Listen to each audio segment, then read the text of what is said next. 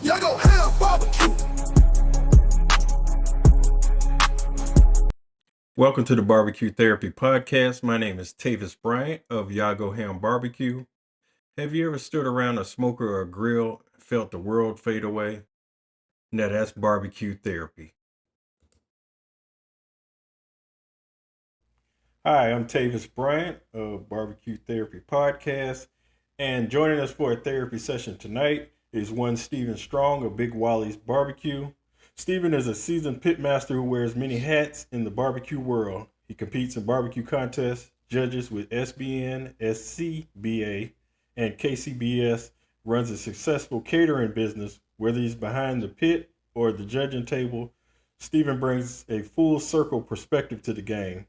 We're diving into what makes great barbecue from both sides of the turn-in box, what it takes to run a catering business, and how to stay sharp in the competitive world of smoke and fire. Welcome to the show. I got one rule: make yourself at home, speak freely. There's no corporate sponsors, so anything you have to say, feel free to say it. Thank you. I appreciate it. Glad to be here. All right. And first, I'm going to start off with the name, Big Wally's Barbecue. What's the story behind the name?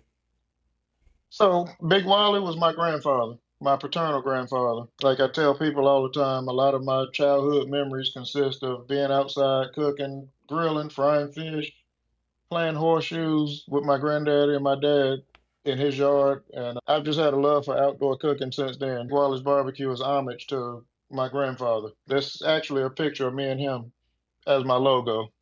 Okay, that's cool. When you started doing it, when he taught you, did you start practicing by yourself, or was he teaching you everything he knew? Mostly with him, I was just outside as a kid, just running around. He passed when I was 10, but I swear those 10 years felt like a lifetime of memories. He passed in 87, but I got a lifetime of memories, it seems, with him. But it wasn't till when Hurricane Hugo came through Charlotte in 88, 89, or whatever it was. At that point, my dad was a welder. He always built grills out of 55-gallon drums and stuff. And what happened is my neighborhood, we were out of power for weeks on my side of town. And me and my dad would cook people's meat before it went bad. I was 9, 10 years old at the time. He showed me how to do hot dogs and hamburgers. Community came together, and that was the next level of my love for outdoor cooking when I saw how community. Hurricane Hugo brought Charlotte together. People I'd never met before that lived around me my whole life, but it just brought everybody together, and it just became a love. I was an outdoor kid. I come from that era where you went outside on Saturday morning and didn't come back home until you weren't even allowed in the house. Exactly. I still love outdoors to this day. And I sit if I had to set up outside, I'd probably be in my garage with a cigar right now. I hear that. We grew up the same way. You drink out the water hose, don't come back in. Come back in, we you wasn't no staying going in. in the house, getting no juice and water and all that. And turn that spigot on and got that water hose and quench your thirst. And now we drinking bottled water, like. Yeah.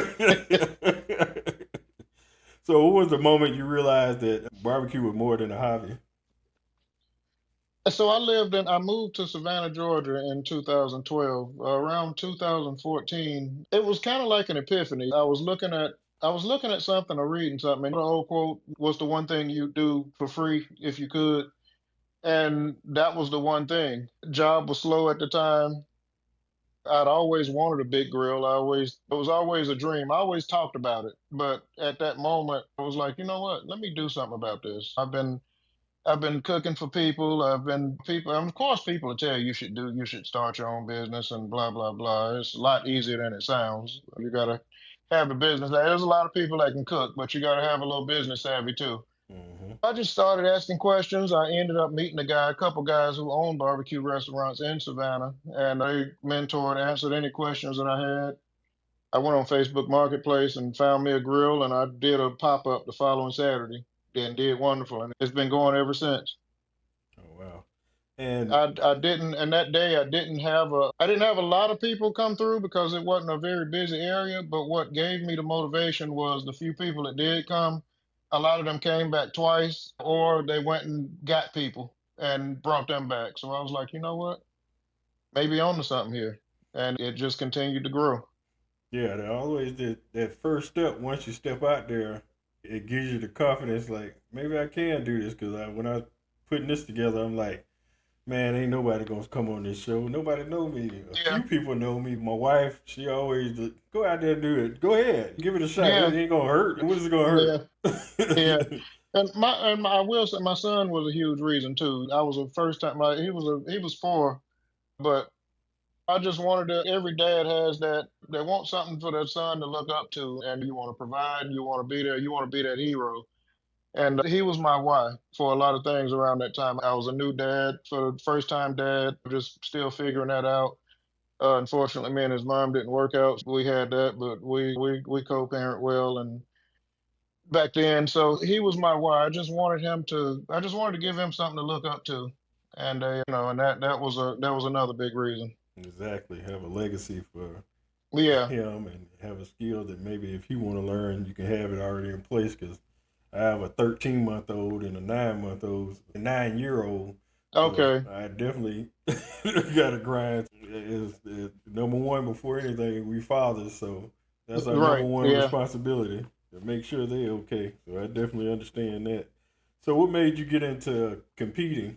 My first competition was I did a little small local thing down in Georgia, and it was just what it was at the time. I went back to doing my pop-ups. But my first major competition was, not sure if you're familiar with, but I did the country style cook-off Yeah, this by weekend. Art Fennell down in, yeah, it was actually this past weekend, but 2022 was my first year doing country style. Of course, there was a lottery for it because a lot of people try to get into it. I originally didn't get picked, but what happened was I was in a car dealership. Me and my wife were finalizing some paperwork on buying her a car, and a number came across my phone and it said Art Fennell, and my eyes just shot up.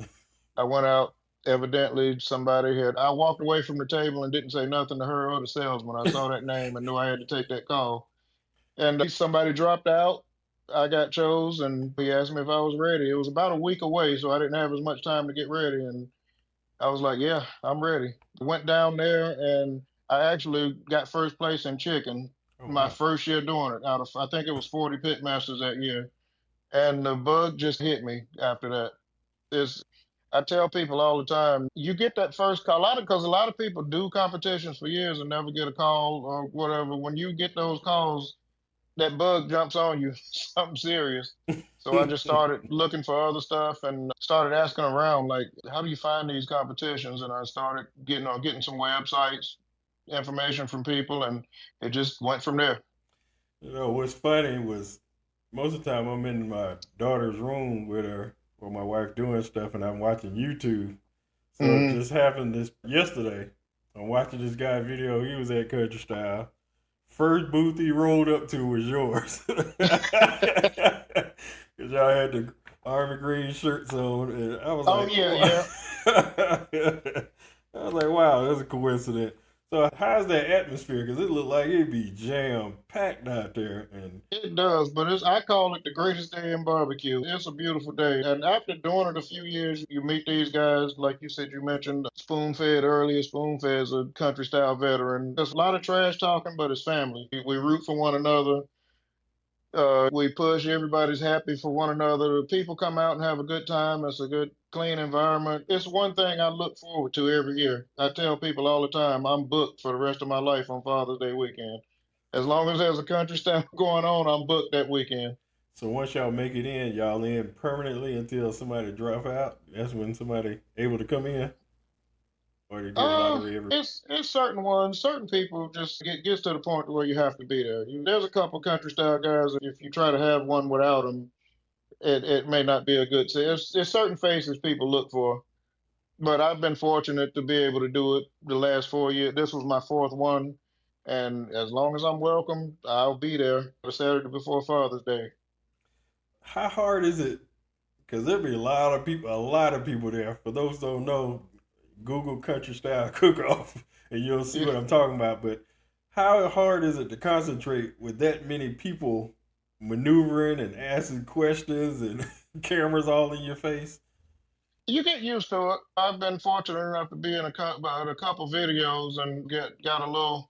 I get noticed every now and then. Take pictures. People yell out country style. I was in a grocery store a couple weeks ago. A lady turned the corner and and had the biggest smile on her face. She recognized me from there. But you get used to it. For the most part, people don't bother you if they can look at you and tell when it's crunch time. I had an issue last year where I was taking my turn in ribs up, and everybody was not everybody, but a lot of people was, "Hey, Big Wally," tapping me on my shoulder, and I got to the table, and Oh no. one of my ribs had fell over in my box.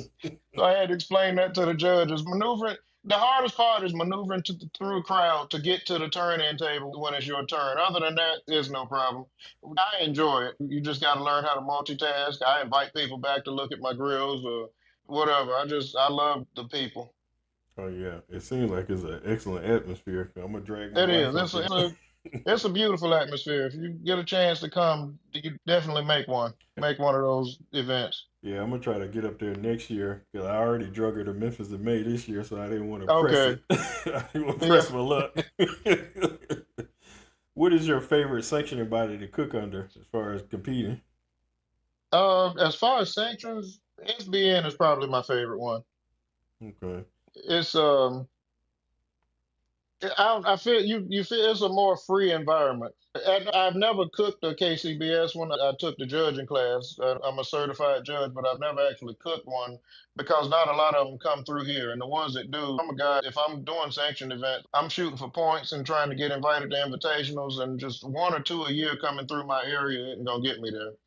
One of these days, if I'm fortunate enough to get that big rig and the big dually and can jump in the truck and go from Charlotte to Texas or Louisiana or Alabama, that's the goal. But right now, it's just not enough of them that come through my area to be beneficial. But I love the SBN. I like the organizers, the guys that compete on a regular.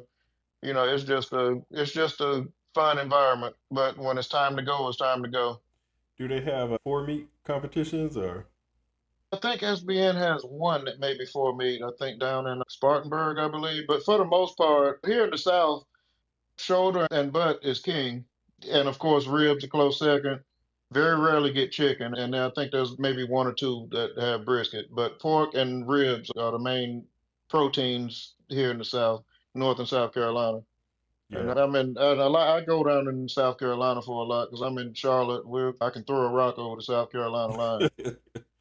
But yeah, I'm in Georgia, and they don't do brisket at all. They do pork loin, and Yeah, okay. yeah, so they do theirs different. Can you walk us through your competition setup, your grill and stuff like that? And do you have tents or trailer or anything like that? I have a trailer now. It's more of a transport trailer. If there's room, I'll work out of it. I'll set a table up in it. But if there's no room, like a place like Country Style, we're all packed in tight. So you basically unload, set up your area. And it just all depends on where you're at. Some places have room for you to have a trailer. Others, you just gotta go old school and put the tent up and do it all outside. But I do have a trailer. I've got a 12-foot trailer that I just load everything up in. And it also depends on if you're serving the public. If you've got a competition where you're just competing, maybe one tent will do.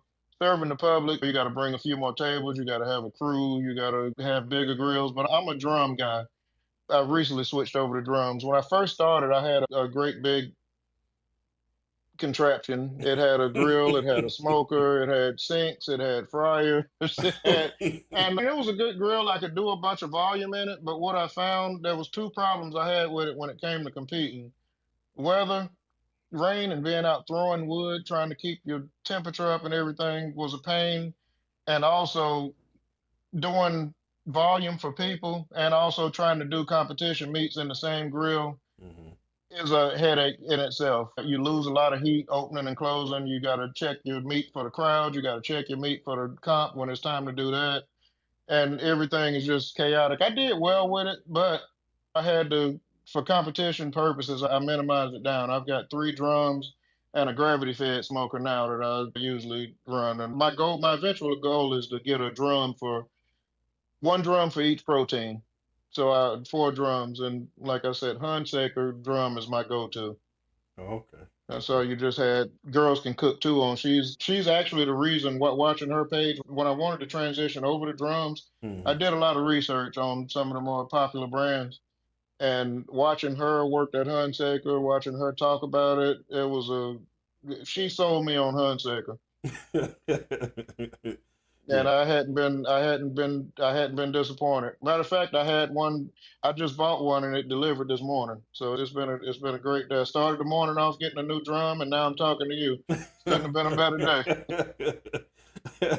Well, I appreciate that. So, what's been your proudest moment so far in competition? Was it the first place chicken, or was it other moment? That's definitely one of them, especially at a place like Country Style, because those cooks come from all over the place. That year there was a team from Alabama, yeah, Alabama, Arizona, Louisiana, Chicago. There's 40 pitmasters from all over the place, and there's no slack cooks out there.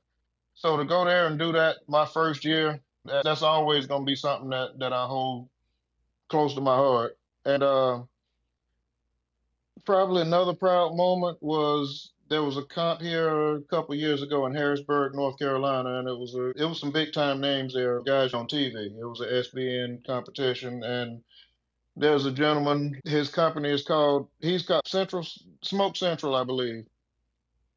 Worldwide known cook. As a matter of fact, he just got grand champion and won about 20 grand in a comp up in New York this past weekend. I can't think of the name of it right now, but I came in second place to him, and that moment right there let me know that that I belonged and I can do this sanction thing. And not to mention, he happened to be one of the nicest guys I've ever met on the barbecue trail. Winning country style my first time out and going holding my own against a guy who travels every weekend and does this, somebody I really look up to. That was a great moment. And I know a lot it's weird to feel that way about losing to somebody. There's certain people in this world that if there's certain people, if you can come in second place to them, you're doing something right, because this guy is phenomenal. And he's every sanctioned group knows his name rings bells. He's one of those guys that when he shows up, it's like, oh, he's here.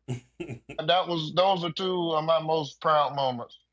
Yeah, and one key thing you said that gets said every episode that I've done is the people at barbecue are some of the most. I brag on them all the time. Some of the people at barbecue are some of the most friendliest people that you ever run across, and Yeah, yeah, I brag to everybody about that. I'm like, people you close to, it ain't that friendly as the right. people at the Yeah, barbecue. They'll give you the shirt off their back, or yeah, I, yeah. You can. They'll answer questions. They'll invite you on their trailers to show you what kind of equipment they use. Some even should tell you exactly what they do, because at the end of the day, you still gotta go out and cook it and do it right.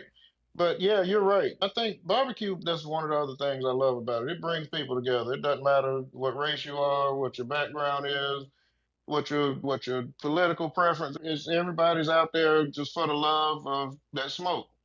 exactly. And Well, it's a great thing to be around. I love it. Like mm-hmm.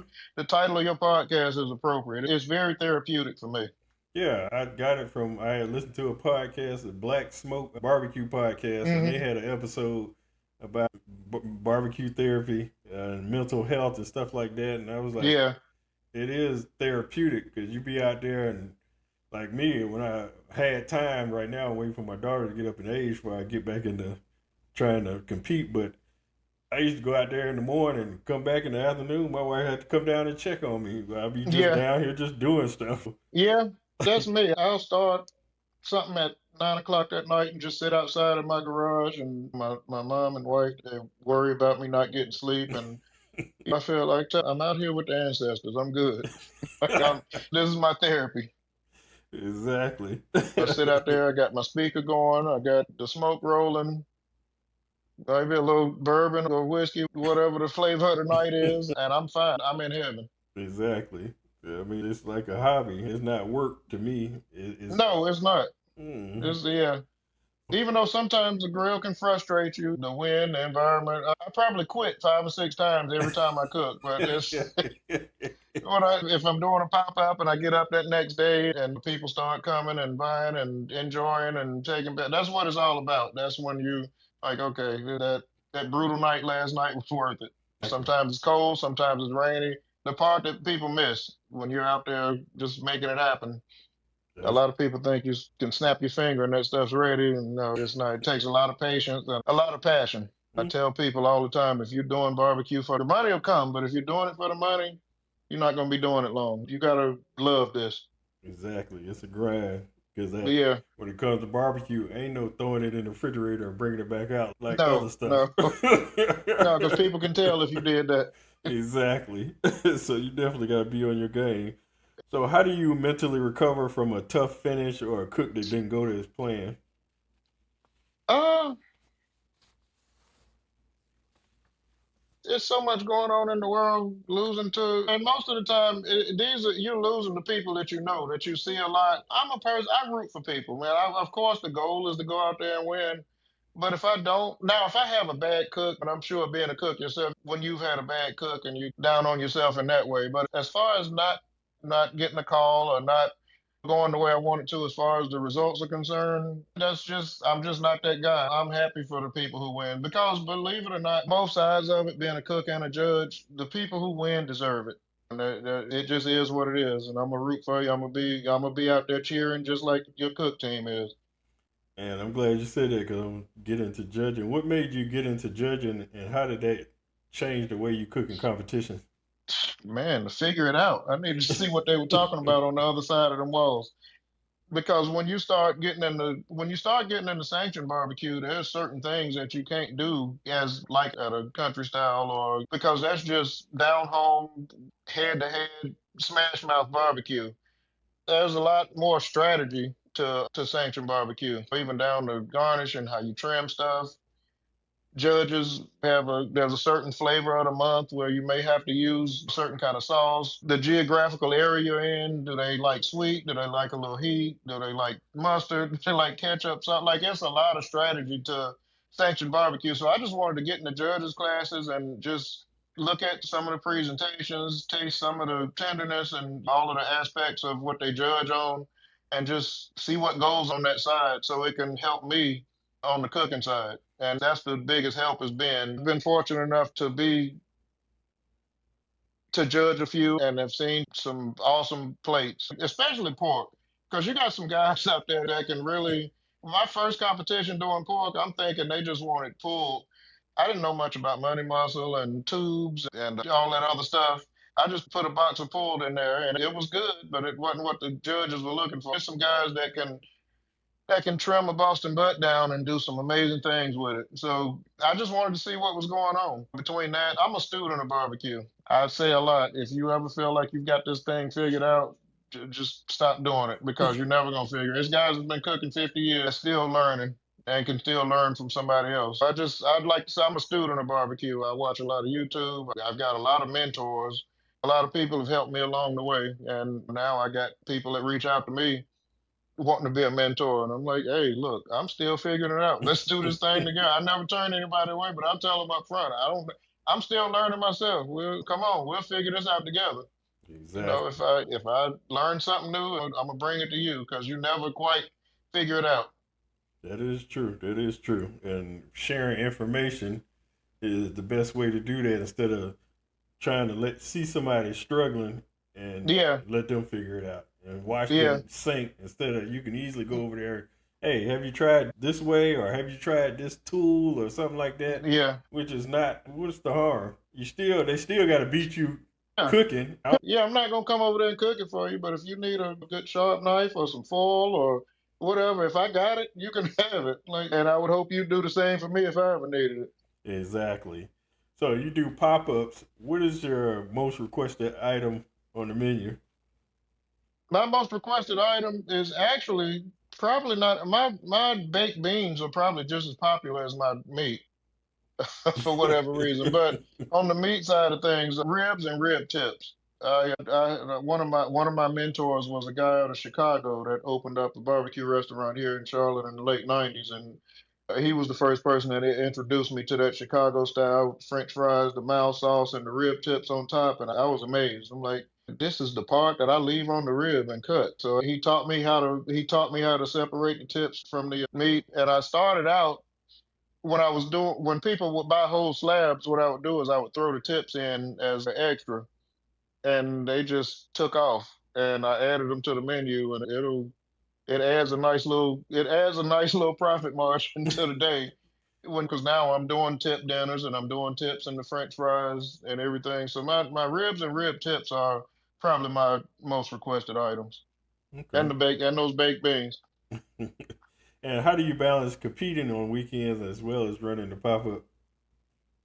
Most of the time, the competitions, the schedules come out long in advance. Sometimes the whole year is already mapped out when the new season starts. So you work around that. And if I'm booked, or there's been times where I'll drop off, okay, if I don't have to serve, or if it's just a drop off and it's not 30, 40 people, I can knock that off, knock that out, drop it off on the way, and still go compete because I've got a million grills, so I can load my trailer up and still do some things around the house if I've got the time. But for the most part, if I got a comp going on, I'll just book. There was only one. There's only been one occasion where I opted out of going to a competition to do a pop up because it was losing that fee money didn't compare to what this pop up was going to do for me. But that's only happened one time where I didn't go to a competition to do a pop up, but it was definitely worth my while. And how many competitions do you normally cook in a year? This year hadn't started off the way I wanted it to. The first half of the year was been a little rough personally, but I try to do 10 is my goal, but I want to get to the point to where I'm out there every weekend because a good friend of mine was telling me we were talking about that, and he was saying you just got to show up, even if you feel like you can't afford it or don't feel like it. You got to show up if you ever want to be one of those people that that when you show up, people get nervous. You got to be there. You just got to show up, and that's definitely what I'm working towards because I do enjoy competing. Yeah. But sometimes it can get a little pricey. But a lot of guys have sponsors. I've got a charcoal sponsor and a dry rub sponsor. That's about it right now. But I know people who've got sponsors that pay entry fees and do. When I get to that level, and then I'll be ready to hit the road because 250 to 350 every weekend that can get a little heavy Mm-hmm. out of pocket, Especially you got. especially and to spend that much to go chase, and also depends on the prize money to spend 300 to go chase 750, 800 to somewhere where you may or may not come back with anything. You got to just weigh those options sometimes. At least me at this point in life, I'm at that. It's got to make sense. Definitely. And can you explain your rubs and seasonings? You got the mustard sensation smoky twang barbecue sauce, the Ain't Jack's drizzle barbecue sauce, and the Hmm. all-purpose rub. So I'll start with Aunt Jack's drizzle. Aunt Jack was my grandmother. That was Big Wally's wife. That was my paternal grandparents. So coming up, when we had family cookout, she'd be in the house making this barbecue sauce that everybody that came over to the house loved. And it was just a part of my childhood. And I'd say when I started Big Wally's in 2014, I'd say about a year or so in, a light bulb went off, and why don't you try your own rendition of Mama's sauce, which I called my grandmother Mama. And so I called my mom because even though she was my dad's mom, my mom was the only one that knew the recipe or what was in it. And so I called her, I asked her what all was in it just as a refresher. I knew, and it took me about 2 months to get it to where, so I spent 2 months in my kitchen down in Savannah with a notepad and a pen, just doing measurements and coming up with it until I thought it was where it tasted like hers. And once I hit it, I, I was, by the time I got it right, I had moved back to Charlotte. I moved back to Charlotte in August 2014. I'm a Pittsburgh Steelers fan. They came to Charlotte that year. I tailgated. So I debuted Ain't Jack's Drizzle at that tailgate, and it got rave reviews. Even my family loved it. It was nostalgic for my family, of course. People loved it, and I've been making it ever since. Mustard Sensation, Smoky Twang, that came from when I lived in Georgia. I couldn't give Ain't Jack's Drizzle away down there because it's a mustard-based town. So I was like, when in Rome, do as the Romans do. So I'm not a big mustard sauce fan. Mustard Sensation is just a conglomerate of a lot of different mustard sauce recipes that I saw on Google and or whatever. I just added my own little twist to it, and I call it Smoky Twang because it's got a little heat, it's got a little twang to it. It's not your It's not your average mustard sauce that you get from the store, but nobody ever said it had to taste like mustard. It's just mustard is the base. It's in there, and you can tell it's in there, but it's not your. I think a lot of mustard sauces it just seems like they just poured some mustard on a pot and added some red pepper flakes to it, and that didn't work for me. So I jazzed it up a little bit and gave it my own little spin. And my dry rub is just most people in barbecue know dry rubs pretty much consist of the same base, your paprika, your brown sugar, and you just put a little bit of other stuff in there. So it's just a basic all-purpose dry rub that's good on chicken, it's good on pork, it's good on beef if that's your thing. I know a lot of people are just strictly salt and pepper and garlic on beef, which depending on the mood, I can be that way too. But if you want to add a little flavor, I put it on brisket when I want to get a little spicy with it. But it's just an all-purpose rub that's good on everything. I just, like we were talking earlier about my son, I just want to have a legacy with some product behind it. And what better people? Like I said, Big Wally was my grandfather. Aunt Jack's my grandmother. This is just, it's family homage for me. Definitely. And I got two more quick questions. First one is, what advice would you give someone trying to enter their first competition in barbecue? And the next one is, what advice would you give someone starting a pop-up / catering business? Getting into pop-ups, I'm getting into competitions. I would say go to a couple first just to check it out, see what it's like, ask some questions, because as we talked about earlier, people are very free with the information. They'll tell you, uh, save some money because entry fees cost a lot. You may or may not win. So you may be out of that. You got to travel to them. But just ask a lot of questions. Probably try to see if somebody's interested in letting you come on and shadow them or be like a sous chef or help out for the night, even if it's picking up trash or washing dishes. Just see if you can get in there with somebody and see what it's like. And just keep the passion going. Don't give up because everybody's not fortunate to come out the gate winning. Don't give up on yourself because you do get better. These guys that win every weekend were once in those shoes. So don't give up. If you're serious about it, stick with it, and those trophies will come. And even better, those checks. Hmm. And advice Uh, for pop-up and catering? Pop ups, know your worth in catering.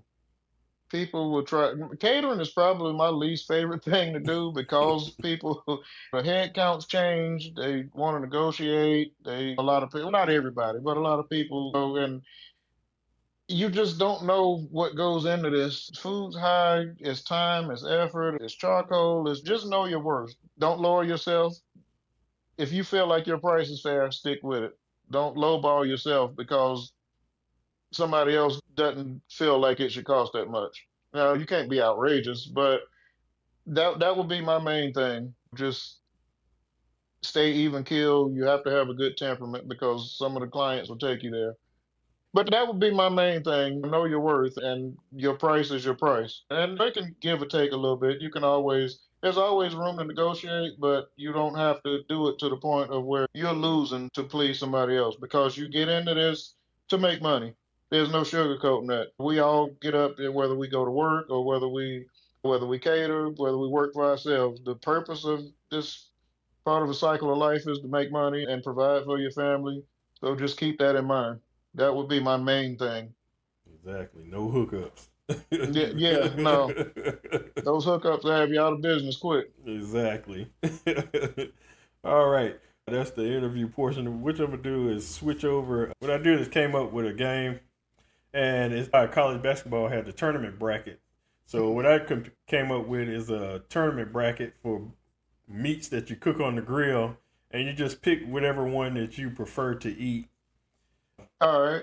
First matchup is smoked bologna versus hamburger. Mm. I'll go hamburger. All right. Next matchup is sausage versus pork chops. Pork chop. Okay. Next matchup is brisket versus hot dogs. Brisket. All right. Next matchup is pork belly versus smoked ham. Pork belly. All right. Next matchup, beef ribs versus smoked turkey. Smoked turkey. Next matchup is barbecue shrimp versus lamb. Lamb. All right, next matchup, burnt ends versus pork ribs. That's a tough one. Man, I'm from the South. I'm gonna have to go pork ribs. Okay. Even though burnt ends are good. And next one is steak versus smoked chicken. Steak. All right, next round, hamburger versus pork chops. Pork chop. And next round, next matchup is brisket versus pork belly. Brisket. All right, next matchup, turkey versus lamb. Smoked turkey. All right. And pork ribs versus steak. Oh, it's getting tougher. Pork ribs versus steak. Can't beat a good steak. Okay. Final four, pork chops versus brisket. Pork chops. My man. Turkey versus steak.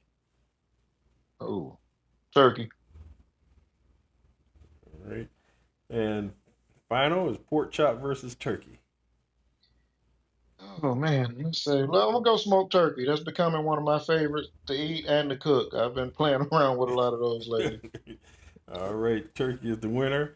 I got one more bracket. This time it's the 16 greatest athletes of all time in a bracket. All right. All right, we got Michael Phelps versus Simone Biles.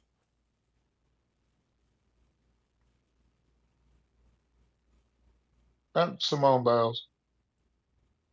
She had a long run. All right, Muhammad Ali, Lionel Messi, soccer player.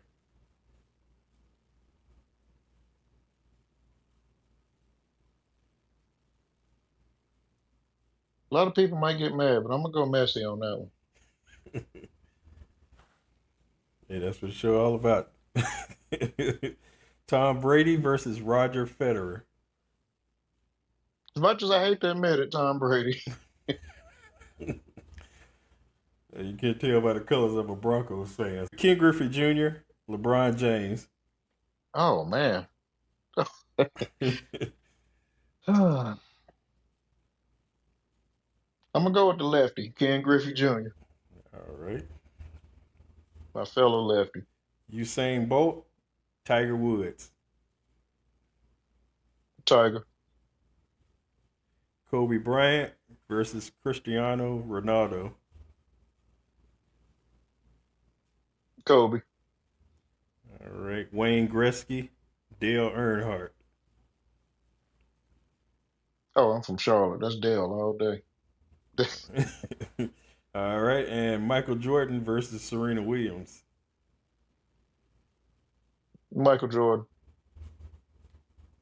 I'm about to say you're going to get kicked out of Carolina. Yeah, I know. Simone Biles, Lionel Messi. Lionel Messi. Tom Brady versus Ken Griffey Jr. Tom Brady and Ken Griffey Jr. Ken Griffey Jr. All right. Tiger Woods versus Kobe. Tiger. Dale Earnhardt, Michael Jordan. Man, Carolina either way on that one. But you can't go against Michael Jordan. And the final four, Messi versus Griffey Jr. Ken Griffey. And Tiger versus Michael Jordan.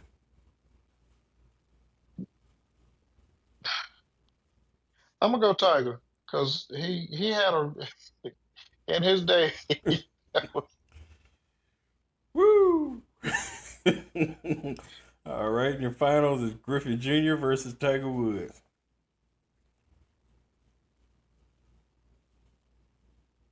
I'm gonna have to go Tiger again.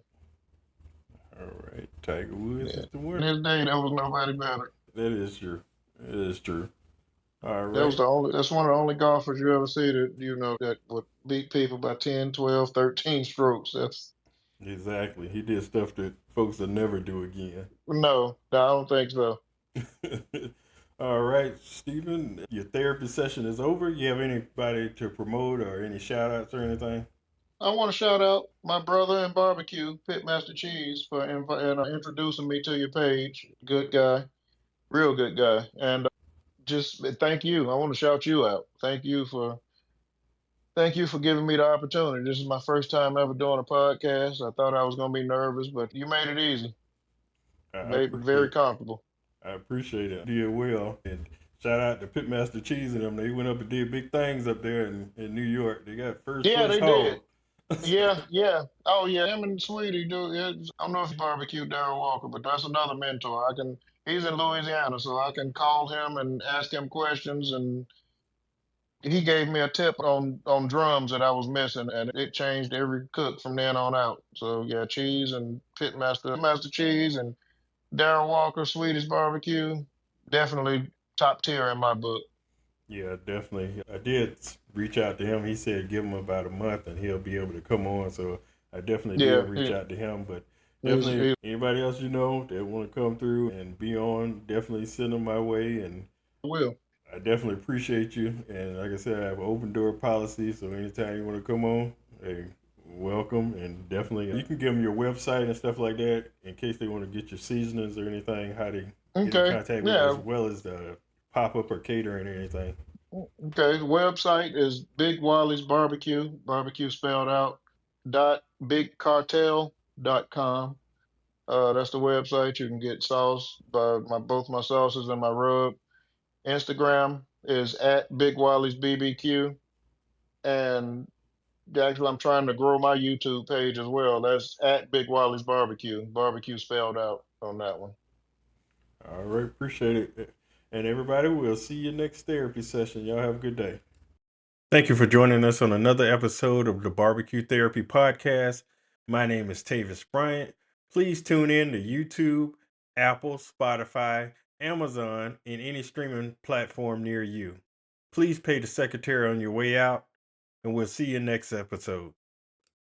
We gon' have barbecue, get your barbecue on, get your barbecue on, get your barbecue on. They gon' have barbecue, they gon' have barbecue.